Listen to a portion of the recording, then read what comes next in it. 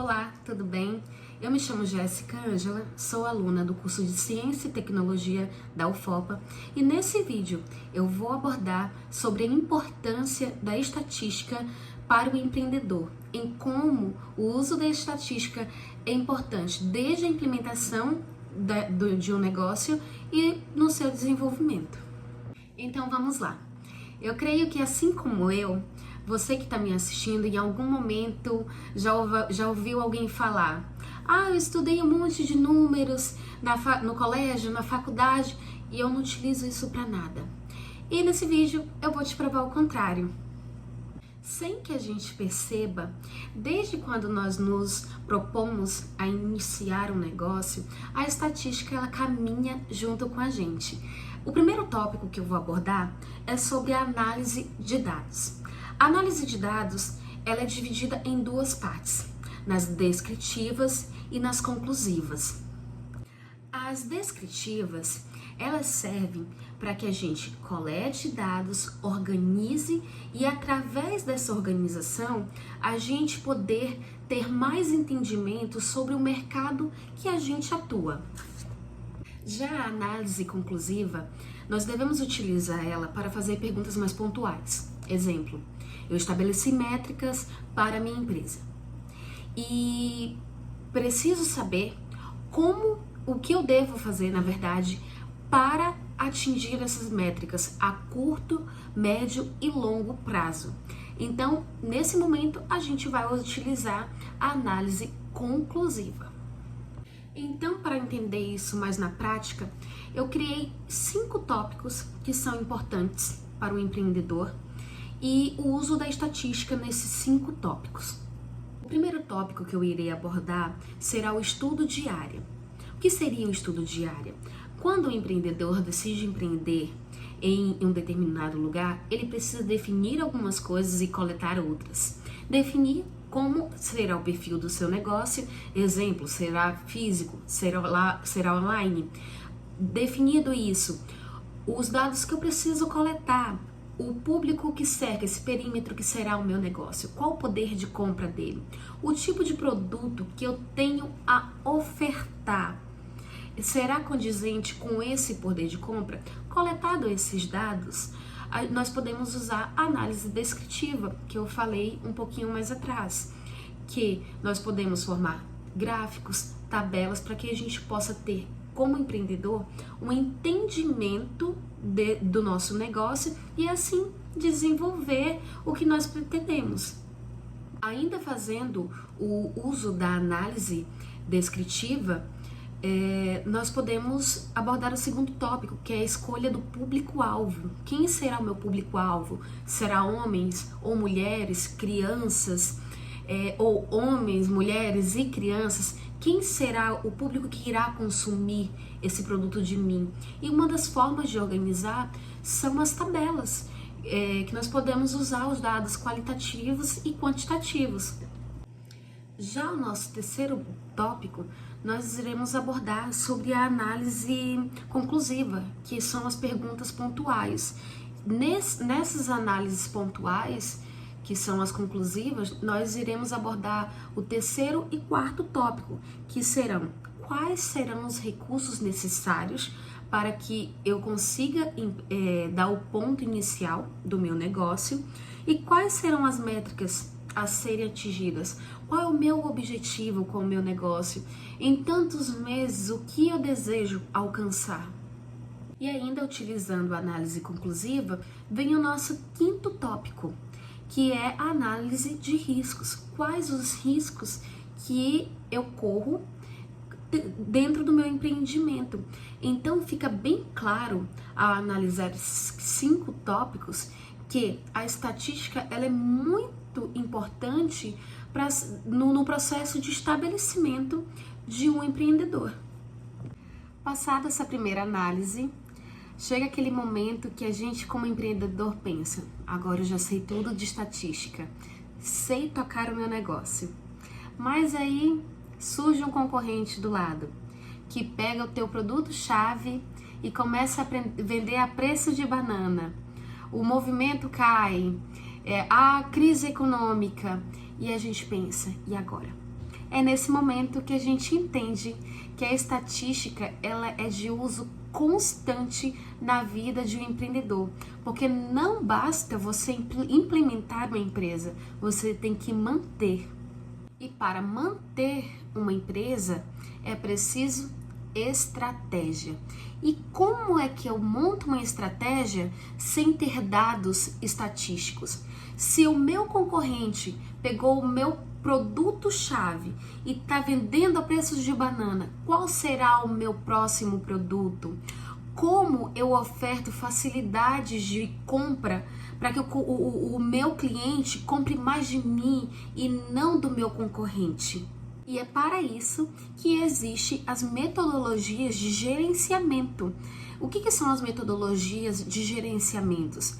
Essas metodologias, elas pegam dados estatísticos e focam no melhoramento constante da nossa empresa. E o exemplo que eu vou trazer aqui para demonstrar para vocês será o ciclo PDCA. O ciclo PDCA, ele é dividido em 4 quadrantes, simbolizados pelas letras P, D, C e A.